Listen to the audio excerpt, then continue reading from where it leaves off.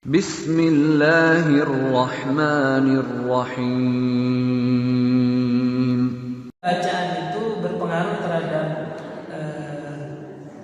arti secara umum.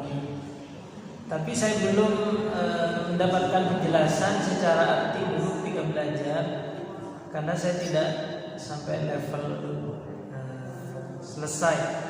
Jadi kategori bacaan ini kan bacaan gharib, jadi bacaan-bacaan yang di luar biasa, di luar kebiasaan.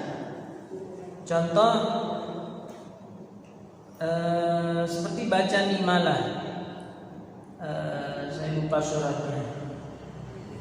Kalau ayatnya itu secara teks itu cara bacanya majroha, tetapi ulama Quran membacanya majreha, jadi baca yang secara teks majroha tapi baca majreha, karena itu terkait dengan pemaknaan tadi. Kalau majroha itu perjalanan, kalau tidak salah ya Bapak Ibu, karena saya jarang isi jadi ilmunya lupa.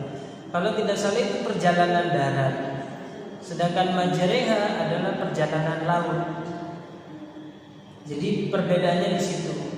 Mungkin nanti perlu diperdalam lagi apakah nanti perubahan bacaan dalam Ar-Rahmanir Rahim dengan Ar-Rahmanir Rahim itu akan berpengaruh kepada arti.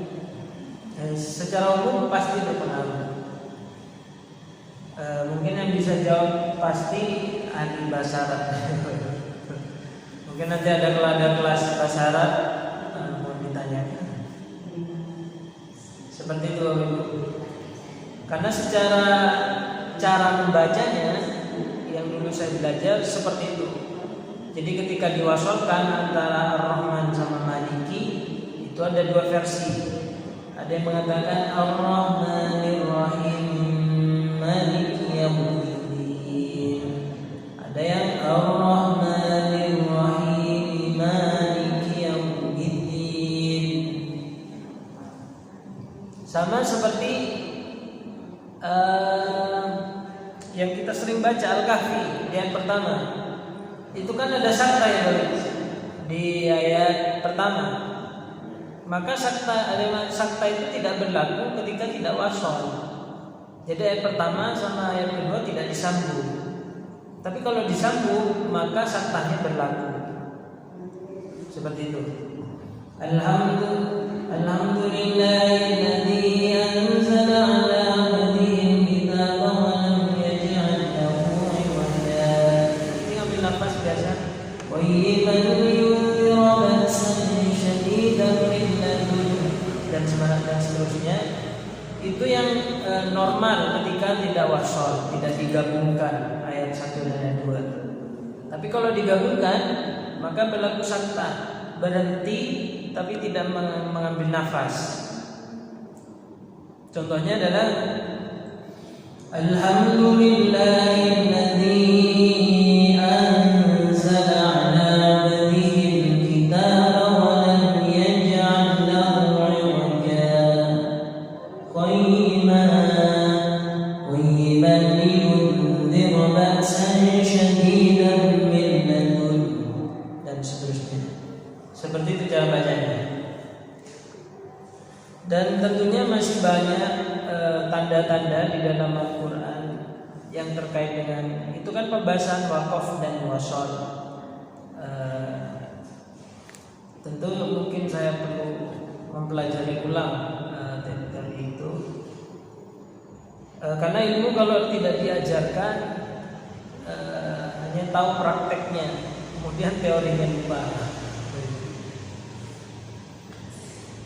Ada lagi Bapak Ibu yang mau disampaikan khususnya di Al-Fatihah ini?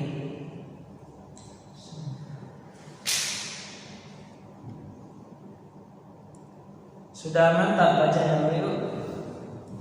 Tinggal apa yang perlu dibahas? mumpung belum pindah ke ayat yang lain, surah yang lain. Mantap ya, Ibu? Kalau mantap, kalau nggak ada jawaban berarti udah mantap. Tinggal ujian nanti.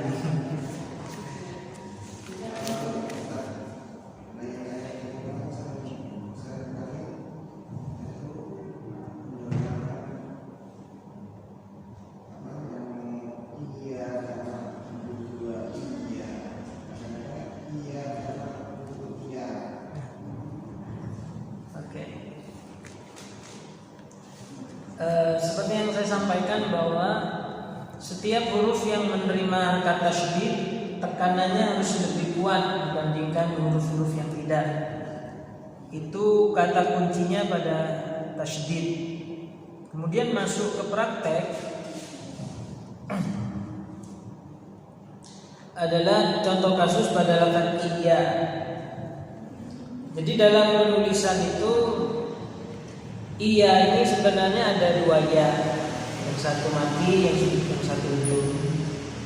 Kemudian dipersingkat tulisannya, kemudian ya yang mati jadi tasydid. Awal ceritanya seperti itu. Jadi kemudian tentang cara membacanya cukup main di tekanan saja. Iya. Karena memang kebutuhan dari tasydid itu tekanan. Bagaimana cara tekannya? Ya ditekan saja. Iya.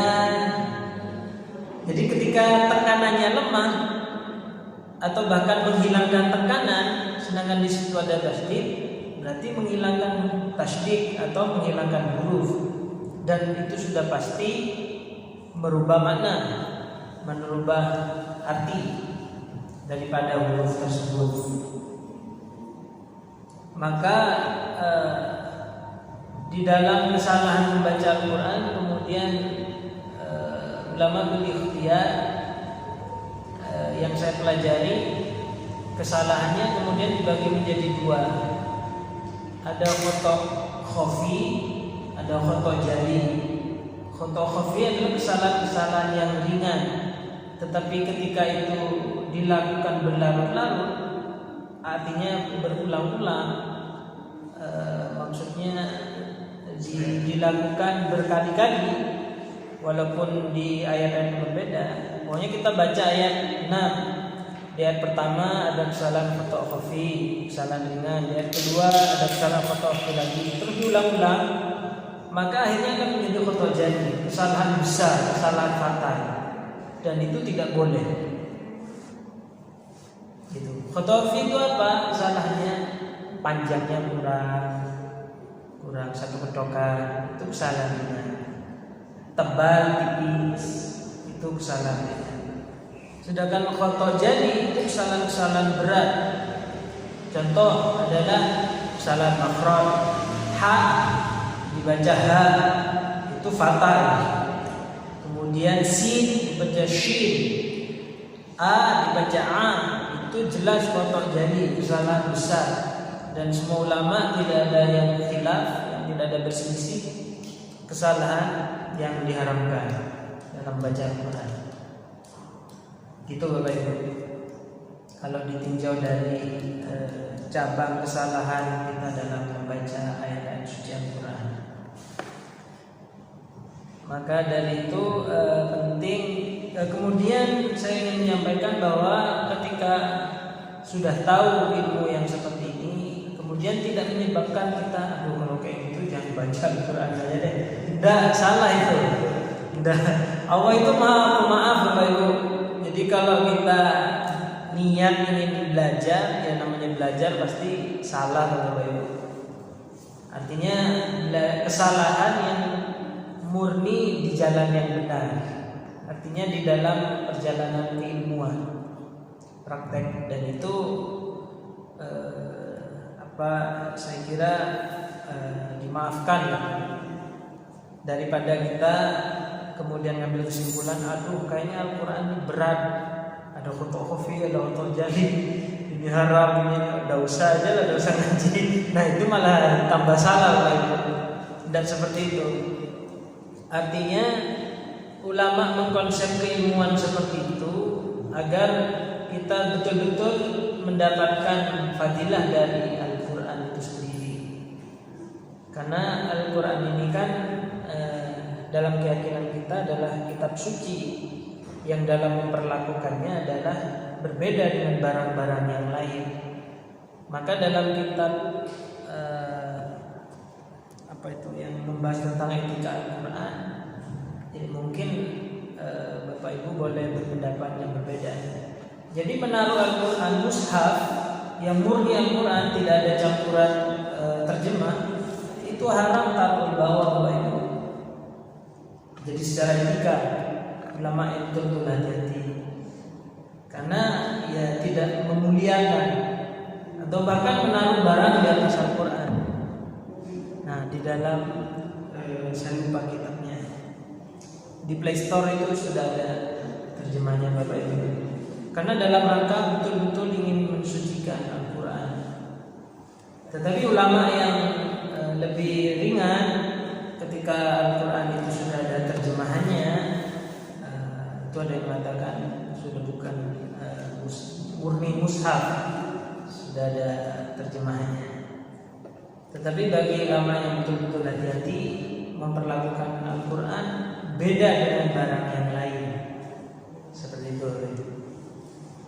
Maka penting kita juga belajar etika dalam memperlakukan Al-Quran. Jadi dulu ketika kita di pesantren, cara membawanya aja sama guru kita harus begini. Ini nggak boleh kayak gini, kurang memuliakan kitab suci seperti ini. Jadi itu adab, etika atau akhlak kita memperlakukan mushaf, artinya lembaran suci.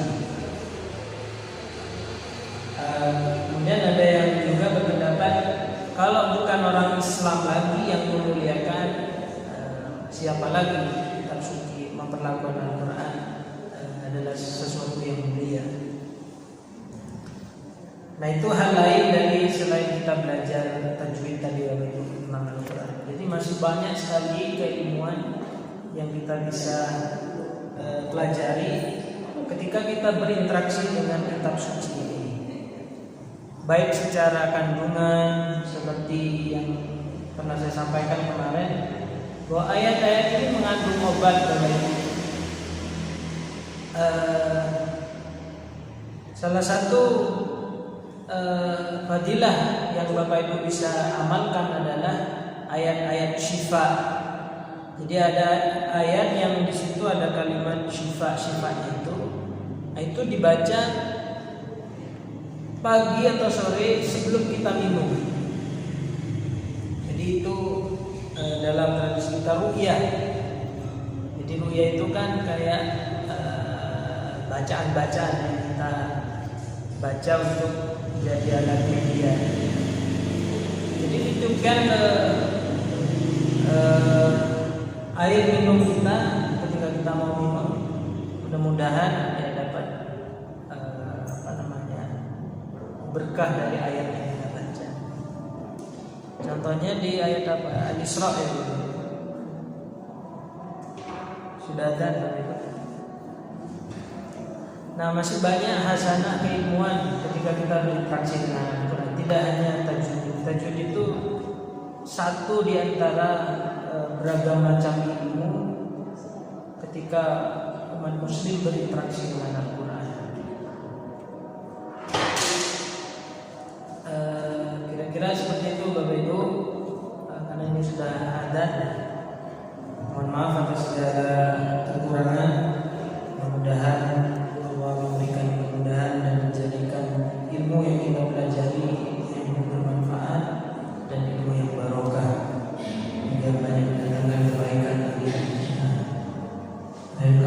Assalamualaikum warahmatullahi wabarakatuh.